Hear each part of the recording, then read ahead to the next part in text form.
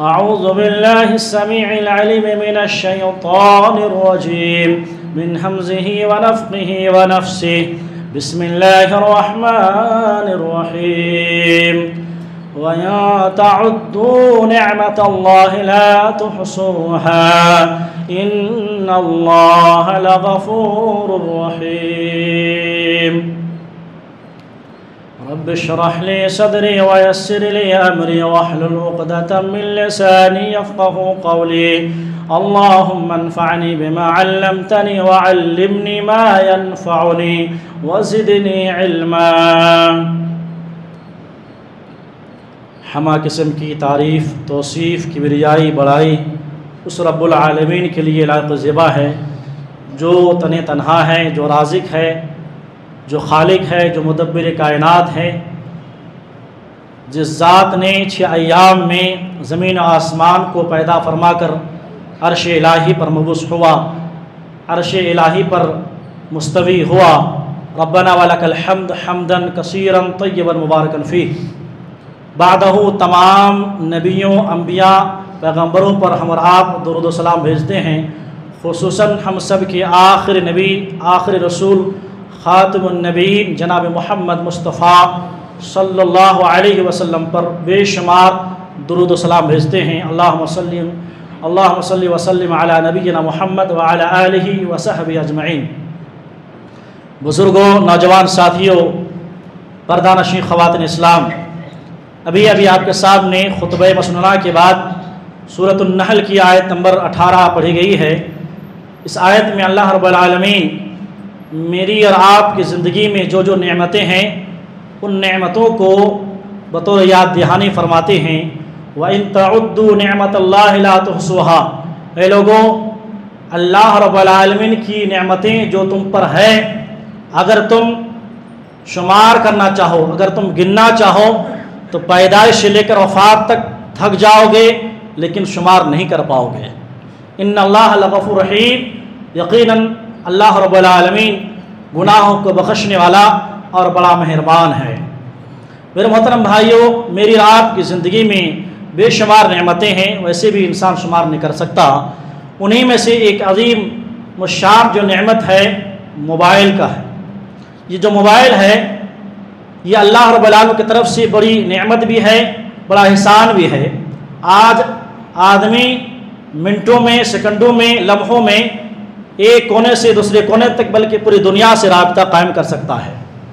آپ یہاں بیٹھے ہیں، میں یہاں بیٹھا ہوں، کھڑا ہوں، اپنے ماں باپ سے، رشتہ داروں سے، دوست احباب سے اس کے حال چال پوچھ سکتا ہوں۔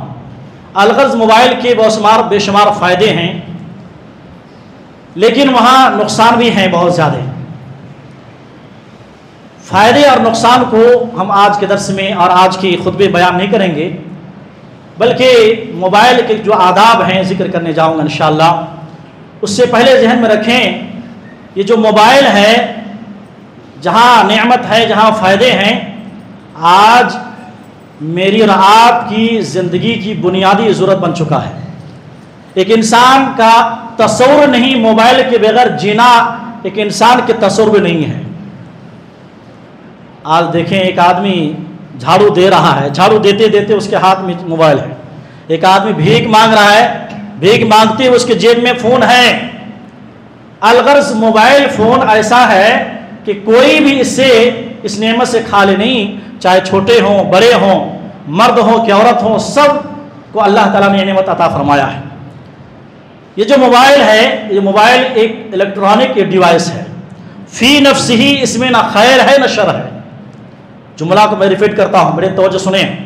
یہ جو موبائل ہم جس کو یوز کرتے ہیں، استعمال کرتے ہیں، یہ موبائل فون یہ الیکٹرانک ڈیوائس ہے، فی نفس ہی نہ اس میں خیر ہے نہ شر ہے۔ خیر اور شر میرے اور آپ کے ہاتھ میں ہیں، خیر اور شر میرے اور آپ کے استعمال میں ہیں، یوز میں ہیں۔ ایک آدمی اسی موبائل سے اللہ کا پیغام دنیا کے کونے کونے تک پہنچاتا ہے۔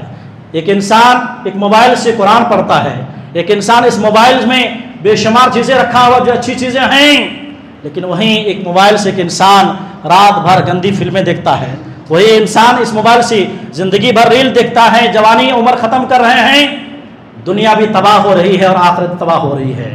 تو اس موبائل میں فی نفس ہی خیر و شر نہیں ہے، لیکن میرے آپ کی یوز میں ہے، استعمال میں ہے۔ اس ناحیے سے آج کا خطبہ بڑا ہی اہم ہو جاتا ہے کہ اسلام میں جو موبائل فون کے جو آداب ہیں، اس کے کیا آداب ہیں، قرآن حدیث کی روشنی میں ہم دیکھیں گے انشاءاللہ۔ میرے محترم بھائیوں، سب سے بنیادی ادب موبائل فون کے جو آداب میں سے جو پہلا بنیادی ادب ہے وہ یہ ہے کہ موبائل فون کو ضرورت کے مطابق استعمال کی جائے۔ سمجھ میں آ رہی ہے؟ ضرورت جتنی ہے کال کرنا ہے، بات کریں، ضرورت کتنی ہے اس حساب سے استعمال کریں۔ ضرورت سے زیادہ استعمال کرنا، حد سے زیادہ یوز کرنا، یہ وقت کا ضیاع ہے اور مال کا ضیاع ہے۔ وقت کا ضیاع ہے اور مال کا ضیاع ہے، بربادی ہے، اور قیامت کے دن ہر انسان سے مال کے بارے میں اور وقت کے بارے میں سوال ہوگا۔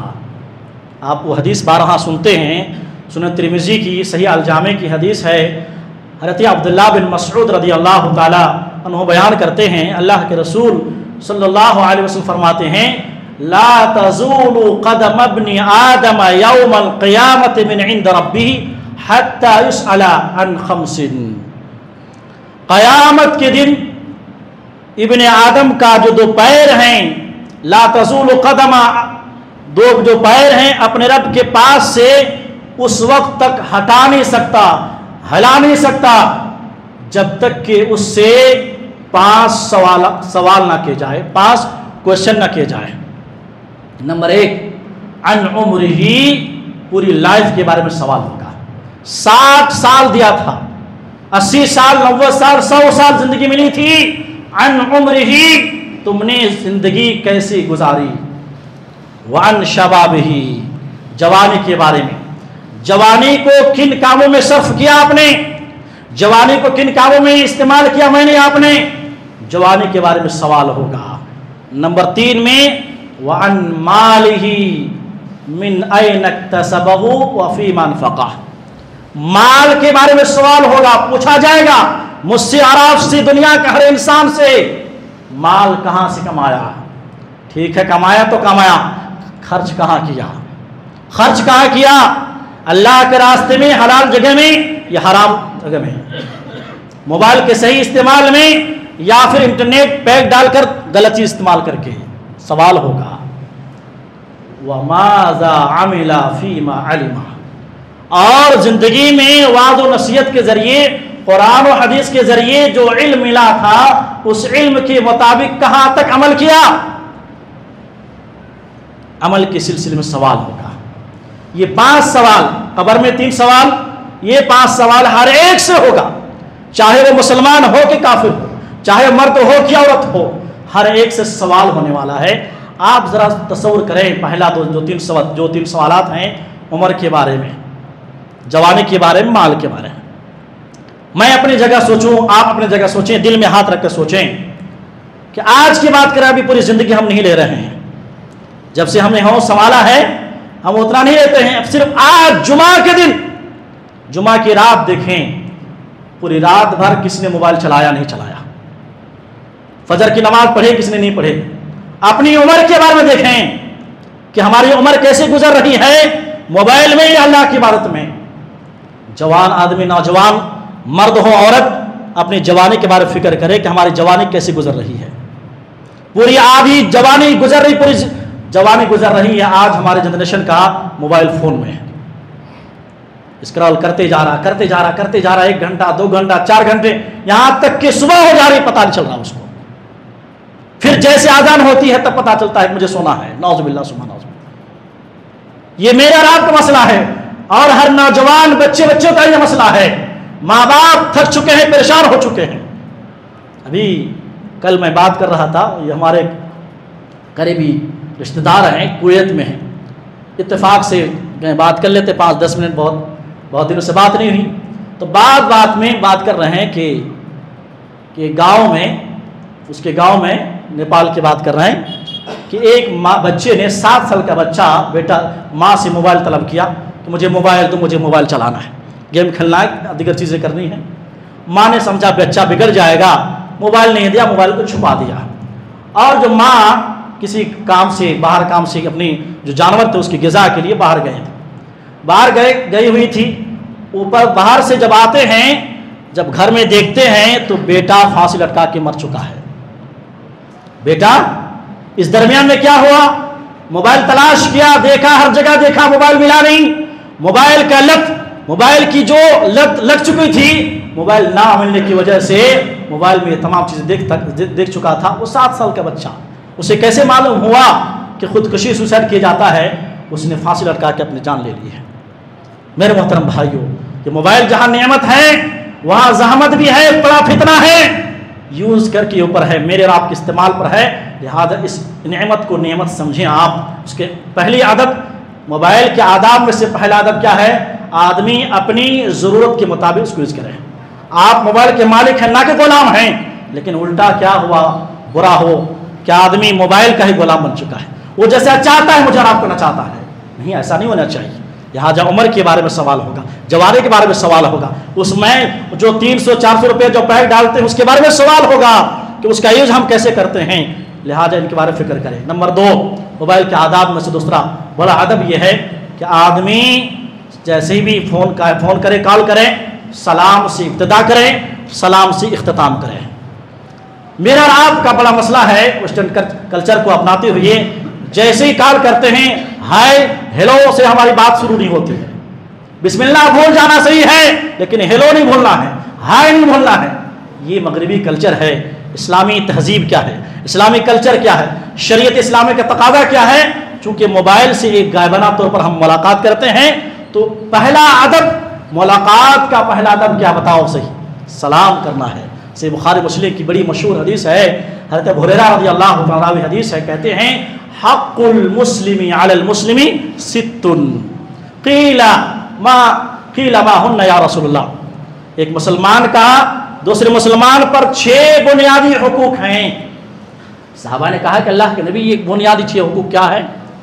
اللہ کے نبی صلی اللہ علیہ وسلم نے سب سے پہلا اور بنیادی حق ایک مسلمان کا دوسرے مسلمان جو ہے بتایا, اذا لقیتہ فسلم علیہ. جب بھی ایک مسلمان دوسرے مسلمان سے ملاقات کرے فوراً سلام کرے. سلام سے اس کی گفتگو کا آغاز ہو. اسلام کی تعلیم یہ ہے جب بھی ملاقات ہو تو ملاقات سے پہلے سلام کرنا ضروری ہے. اور وہیں پر اختتام پر ہم بائے نہ کہیں بلکہ سلام سے, سلام دعا کے ساتھ اختتام کریں. تو اس حدیث میں یہ بڑا پیغام ہے کہ جب بھی, چونکہ موبائل سے آج غائبانہ طور پر ہم بات کرتے ہیں, ملاقات کرتے ہیں, تو سلام سے اس کی ابتدا کریں.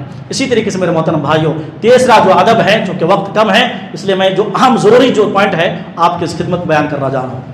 تیسرا جو اہم پوائنٹ ہے وہ یہ ہے کہ سلام کے بعد اپنا نام بتائیں. جیسے ہاں ٹھیک ہے, رشتہ دار ہیں, دوست ہیں, اگلا آدمی کس پوزیشن میں ہے, کس حالت میں ہے, نمبر سیو کیا نہیں کیا, یا پھر نمبر سیو بھی کیا, اہم میٹنگ میں ہے, کس حالت میں ہے, تو آپ یہ ہے کہ فون کرنے کے بعد سلام کیے لیکن کہہ رہے کون ہے, کہا کہ میں کیا ہے, نام بتاؤ, اور ہو سکے اگر اننون نمبر ہے تو آپ اپنا پتہ بتاؤ کہ فلاں فلاں آدمی فلاں سے نمبر ملا ہے. ڈائریکٹ آپ میں کرنے لگیں گے تو یہ شریعت کی تعلیم نہیں ہے. دیکھیے حدیث میں ایک بہت زبردست ایک حدیث ہے, حضرت جابر بن عبداللہ رضی اللہ تعالیٰ عنہ. ہر ایک بات کی دلیل انشاءاللہ آپ کو آج کو خدمت ملے گی انشاءاللہ. حضرت جابر بن عبداللہ رضی اللہ تعالیٰ کہتے ہیں ایک دفعہ پیارے نبی صلی اللہ علیہ وسلم سے ملاقات کرنے کے لیے میں آپ کے گھر گیا. جب آپ کے گھر گیا تو میں دروازہ نوک کیا, کھٹکھٹایا تو اندر سے آواز آئی, اللہ کے نبی صلی اللہ علیہ وسلم پوچھے کہ کون, کہا کہ اللہ کے نبی میں, کہا کہ کون, کہا کہ میں. اللہ کے نبی صلی اللہ علیہ وسلم کو بہت ناپسندیدہ یہ جملہ معلوم ہوا, اور حضرت جابر عبداللہ کی غلطی کیا تھی, وہ سمجھے کہ اللہ کے نبی میری آواز پہچانتے ہیں, صبح شام ہم اللہ کے نبی خدمت میں رہتے ہیں تو اللہ کے نبی میری آواز پہچان لیں گے, اس وجہ سے وہ میں کہتے جا رہے ہیں. تو حدیث کے الفاظ ہیں, اللہ کے نبی صلی اللہ علیہ وسلم نے کر ہی تھا, ناپسند کیا کہ لوگ میں کرے, کہا کہ اللہ کے بندے نام تو بتاؤ, بے شمار جو ہیں آپ صحابہ ہیں, اللہ کے نبی کس حالت میں کس فکر میں ہیں, نام بتاؤ. تو یہ حدیث مجھے آپ کو پیغام دیتی ہے کہ جب بھی ہم کس ملاقات کریں سلام کریں, سلام کے بعد اپنا نام بتائیں. اسی طریقے سے چوتھی چیز میرے محترم بھائیو, چوتھا ادب جو موبائل کے جو آداب میں سے چوتھا اہم اور بنیادی جو ادب ہے، جب بھی ہم بات کریں حالات اور موقع کو دیکھیں. ایک نہیں معلوم نہیں فون لگا دیے، ایک بار کیے، دو بار کیے، تین بار کیے، اٹھایا نہیں، 10 بار کر رہے ہیں، کیے جا رہے ہیں، 15 بار کیے جا رہے ہیں. یہاں تک کہ ایک شخص بتائے کہ وہ اس کو کوئی مسئلہ پیش تھا، اس نے 70 کالز کیے، نعوذ باللہ. وہ کس حالت میں ہے، سوئے ہیں، میٹنگ میں ہیں، ایک آدمی فون پر فون کیے جا رہے ہیں. اسلام کا طریقہ کیا ہے کہ حالات کو دیکھنے ہیں، کون سا وقت چل رہا ہے. قرآن میں جب آپ پڑھیں گے، سورہ نور پڑھیں گے تو بتایا گیا ہے کہ 3 ایسی جگہ ہیں، 3 ایسے مواقع ہیں کہ وہاں پر ایک گھر والا بچہ جو بالغ ابھی نہیں ہوا ہے، لونڈی ہے، اس کو بھی اجازت ہے. 3 اوقات ایسے ہیں کہ بغیر اجازت کے اس کے گھر تک نہیں جا سکتا، روم میں داخل نہیں ہو سکتا. اس میں کیا ہے؟ فجر سے پہلے ایک قرآن کی لمبی آیت ہے، فجر سے پہلے، اور پھر ظہر کے بعد جو قلولا کا وقت ہوتا ہے، عام طور پر میاں بیوی سوتے رہتے ہیں، اور پھر عشاء کی نماز کے بعد. یہ 3 اوقات ایسے ہیں کہ گھر والے باہر چھوڑو، گھر والوں کو اجازت کے بغیر اس کو گھر تک جہاں دروازے تک اور روم میں داخل ہونے کی پرمیشن نہیں ہے. لہذا میں بھی اور آپ بھی وقت دیکھیں. 3 بجے فون لگا دیا، مسئلہ ہے بھائی، آپ صبح وقت کال کرو، 3 بجے فون کر دیتے ہیں، 2 بجے فون کر دیتے ہیں، 12 بجے صبح فجر میں اٹھنا رہتا ہے، ایک عالم کو اٹھنا رہتا ہے، لیکن یہ ہے کہ اس کو کہیں جانا ہوتا ہے، لیکن آپ ہیں کہ فون پر فون کیے جا رہے ہیں. اسلام کا طریقہ یہ ہے کہ اجازت طلبی کے جو آداب ہیں، 3 مرتبہ آپ اجازت طلب کرو گے. 3 مرتبہ کے بعد اگر جواب نہیں آیا تو واپس آپ پلٹ جاؤ گے. اس سلسلے میں 2 بہت اہم واقعہ ذکر کرنے جا رہا ہوں تاکہ ذہن میں پوری بات واضح ہو جائے. حضرت قیس بن سعد بن عبادہ رضی اللہ تعالیٰ عنہ کا ایک بڑا زبردست واقعہ ہے. کہتے ہیں کہ اللہ کے نبی صلی اللہ علیہ وسلم میرے گھر میں تشریف لانے والے تھے. تو راستے میں آئے، قریب ہوا، گھر کے قریب ہوئے تو ہمارے ابا سعد رضی اللہ تعالیٰ گھر میں تھے. اللہ کے نبی صلی اللہ علیہ وسلم نے سوال کیا، باپ بیٹے گھر میں، پورے فیملی گھر میں ہے. اللہ کے نبی باہر سے آ کے سلام کر رہے ہیں. اب یہ سعد جو ہے قیس کے جو ابا ہے سعد رضی اللہ تعالیٰ عنہ، اپنے دل میں آہستہ سلام کا جواب دے رہے ہیں. بیٹا کر ابا کیا اللہ کے نبی کو اندر آنے کی اجازت نہیں دیں گے آپ؟ کہا کہ بیٹا ذرا خاموش رہو، ذرا گھبراؤ نہیں، اللہ کے نبی سلام کا دعا دے رہے ہیں، ہم اس دعا سے فائدہ اٹھا رہے ہیں، سلامتی کی جتنی دعا ہو ہم لے سکتے ہیں. چنانچہ ایک بار سلام کیا، جواب اللہ کے نبی کے پاس نہیں پہنچا، یا آہستہ جواب دیے. پھر 2 بار سلام کیا، جواب نہیں پہنچا. تیسری بار سلام کیے، جواب نہیں ملا اللہ کے نبی کو. اللہ کے نبی صلی اللہ علیہ وسلم پلٹ کر پھر اپنے حجرے کی طرف اپنی جو ہے جانے لگے.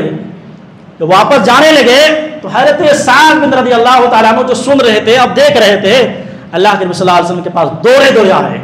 کہا کہ اللہ کے نبی صلی اللہ علیہ وسلم کہاں جا رہے ہیں؟ چلیے آپ ہمارے گھر کو تشریف لائیے. کہا کہ تم نے سلام کا جواب نہیں دیا، اجازت نہیں دی.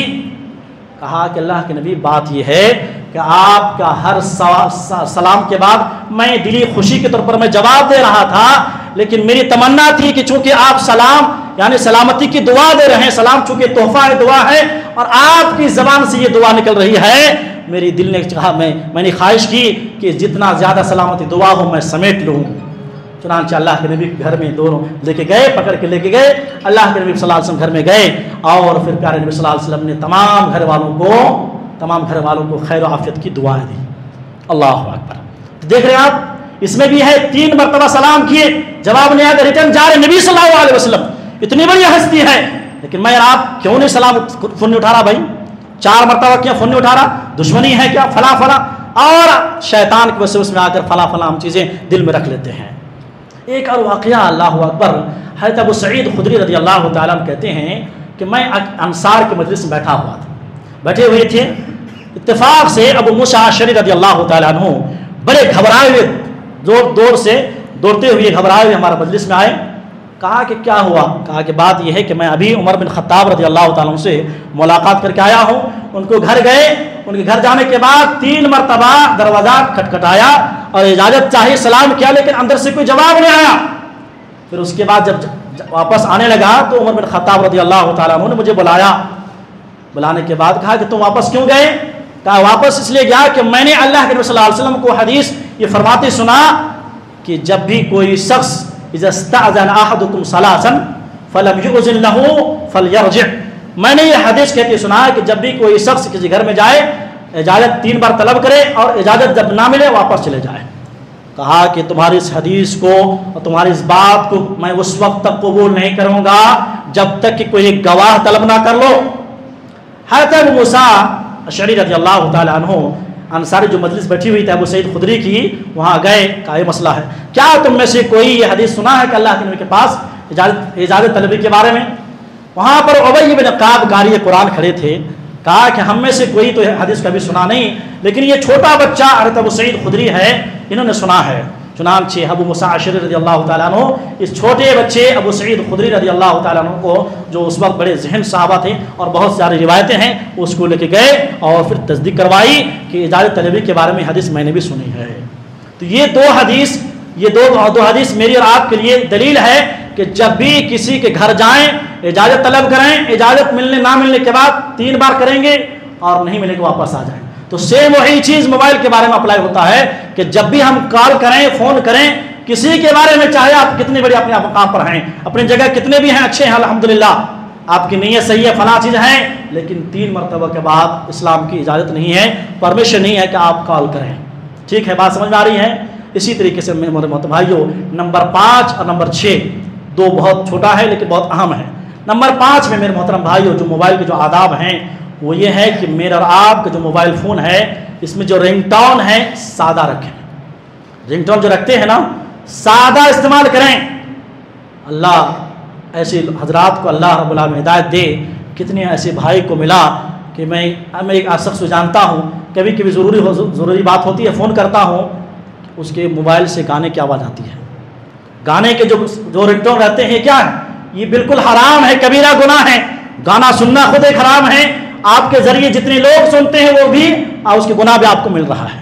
اسی بخاری کی بڑی مشہور حدیث ہے، اللہ کے نبی صلی اللہ علیہ وسلم فرماتے ہیں لَيَكُونَنَّ مِنْ أُمَّتِي أَقْوَامٌ، ان قریب میری امت میں کچھ ایسے لوگ، ایسے برے لوگ پیدا ہوں گے یستحلون الحرا والحریرا والخمر والمعازف، جو زنا کو حلال سمجھیں گے، جو ریشم کو حلال سمجھیں گے، جو شراب کو حلال سمجھیں گے، والمعازف جو گانے بجانے کو حلال سمجھیں گے، تب کہ یہ تمام چیزیں حرام ہیں۔ تو میرے محترم بھائیوں، اپنے جو موبائل میں جو رنگ ٹون کے طور پر جو رکھتے ہیں، جو یہ ٹون ہے، رنگ ٹون ہے، یہ سادہ رکھیں جتنا ہو سکے۔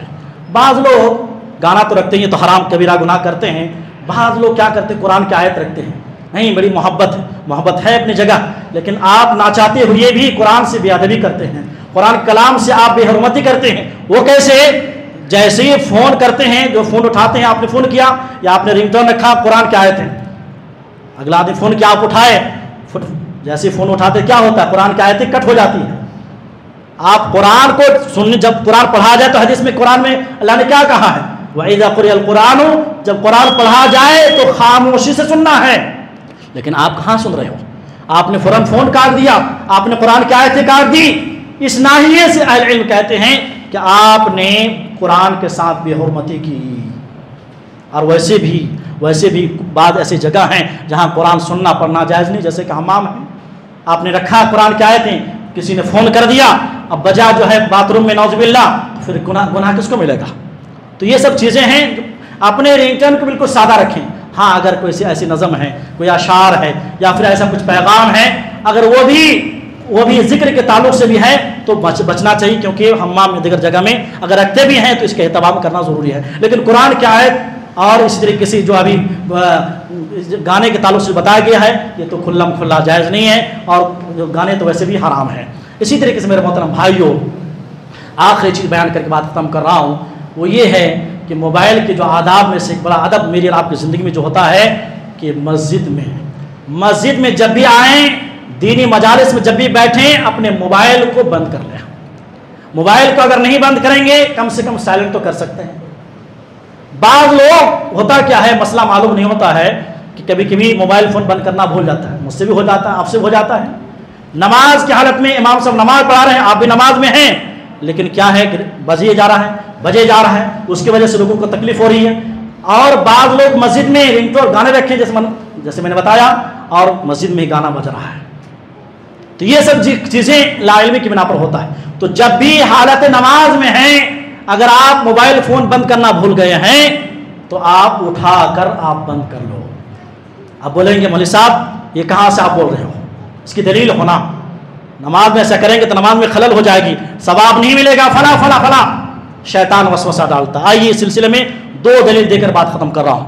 پہلی دلیل اللہ کے نبی صلی اللہ علیہ وسلم، پیارے نبی صلی اللہ علیہ وسلم کی اپنی پیاری ایک نواسی تھی حضرت امامہ بنت زینب.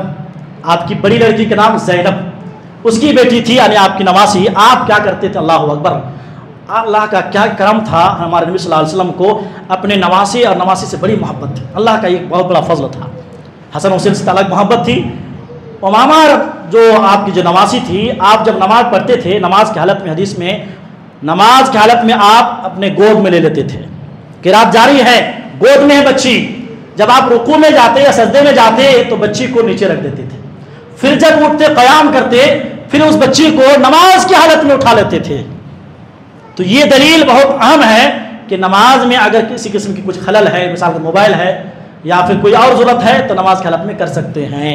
پہلے سے یہ نہیں کہ یہ اجازت ہے کہ ہم ہمیشہ کریں، کبھی کبھار ایسا ہوتا ہے، لیکن اس کو معمول نہ بنائیں. آپ جان بوجھ کر ایسا کریں گے تو اللہ تبارک و تعالیٰ اس کی جو ہے پکڑ کرے گی. تو یہ یہاں پر بہت سارے دلائل ہیں. یہ جو اللہ کے نبی کی جو محبت ہے، اس کو چاہیے کہ ہر نانا کو چاہیے کہ محبت کرے. اس کا رونا، اس کا یہ، اس کی چھوٹی بچی کا جو ہے یہ لاڈ پیار ہوتا ہے، کہ بچے کی محبت ہوتی ہے. اسی طریقے سے ایک آخری دلیل، اللہ اکبر، سنن ابی داؤد کتاب الصلاۃ، حدیث بھی ریفرنس ہم یاد رکھیں. سنن ابی داؤد کتاب الصلاۃ میں حضرت ابو سعید خدری، جو ابھی ننھے بچی کا تذکرہ ہوا، وہی حضرت ابو سعید خدری رضی اللہ تعالیٰ عنہ کہتے ہیں کہ ایک مرتبہ اللہ کے نبی صلی اللہ علیہ وسلم ہم صحابہ کو نماز پڑھا رہے تھے. بڑی توجہ سنیں، بڑی زبردست حدیث ہے، بڑی نصیحت آموز حدیث ہے.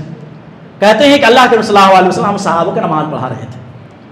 اتفاق سے نماز کے حالت میں پیارے نبی صلی اللہ علیہ وسلم اپنے دونوں جوتیوں کو نکال کر لیفٹ سائڈ میں رکھ رہے ہیں. سارے صحابہ دیکھ رہے ہیں کہ نبی صلی اللہ علیہ وسلم بھی جوتے نکال رہے ہیں، تو سارے صحابہ اتباع کرتے ہوئے سارے صحابہ اپنے جوتے کو نکال کر لیفٹ سائڈ میں رکھ دیے. جب ہمارے نبی صلی اللہ علیہ وسلم یہ سب چیزیں کب ہو رہا ہے؟ نماز کی حالت میں ہو رہا ہے. جب نماز سے فارغ ہوئے صحابہ سے کہا کہ بھائی تم لوگوں نے نماز کی حالت میں کیوں اپنے جوتے کو اتار دیے؟ کہا کہ اللہ کے نبی آپ کو اتارتے ہوئے دیکھا تو ہم بھی اتار دیے. اللہ اکبر، صحابہ کی اتباع محبت دیکھیے. نبی کو نماز کی حالت میں ہو یا کیسی بھی حالت ہو، جیسا نبی کر رہے ہیں مسلمان ویسا کر رہے ہیں. یہ مسلمان کی پہچان. نبی کا اٹھنا بیٹھنا، حرکات و سکنات، کھانا پینا، ہر چیز ہمارے لیے نمونہ ہے. نماز کی حالت میں صحابہ دیکھے کہ نبی اتار رہے ہیں، جوتے کو بلا کسی سوال کی، بلا کسی تفتیش کے نکال کے باہر پھینک دی. کہا کہ میں نے جو جوتے نکالا، ابھی ابھی جبریل امین ہمارے پاس آئے تھے. کون آئے تھے؟ ابھی ابھی ساتوں آسمان سے جبریل امین آئے تھے اور کہہ رہے تھے کہ اے محمد صلی اللہ علیہ وسلم، آپ کو معلوم نہیں آپ کی دونوں جوتیوں کے نیچے گندگی لگی ہوئی ہے. آپ کی دونوں جوتیوں کے نیچے گندگی لگی ہوئی ہے، لہذا آپ اس کو نکال دو. تو ہم نے نکال دیا.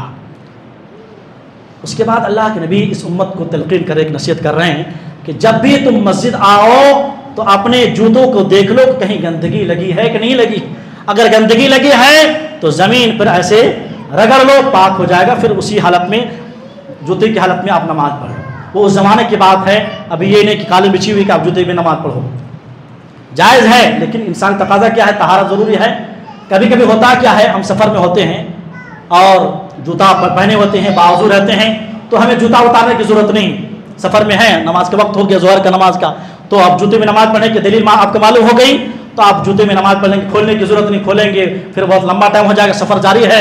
تو آپ جوتے میں آپ جو ہے، جو بھی ہیں حضرات ہیں، آپ جو امام بن جائے، نماز پڑھا دے، جوتے کی حالت میں نماز ہو سکتی ہے.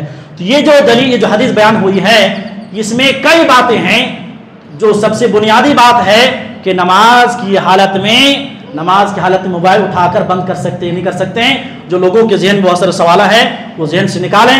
نماز کی ثواب میں کوئی کمی نہیں ہوگی انشاءاللہ. کوئی کباہت نہیں ہے، آپ کی وجہ سے نہیں، بند کرنے سے کباہت ہے کہ بہت سے لوگوں کو اس سے ڈسٹرب ہوتا ہے، اور دعاؤں میں امام کو بھی ڈسٹرب ہوتا ہے اور دوسرے لوگوں کو بھی جو ہے اس کی جو ہے پریشانی ہوتی ہے. اور دوسرا اہم مسئلہ یہ کہ اتباع ضروری ہے نبی کی. ابھی تک جتنی باتیں ہم نے کہی ہے قرآن حدیث کی روشنی میں، ایک مسلمان کا طریقہ یہ ہے کہ ان آداب کا لحاظ رکھیں.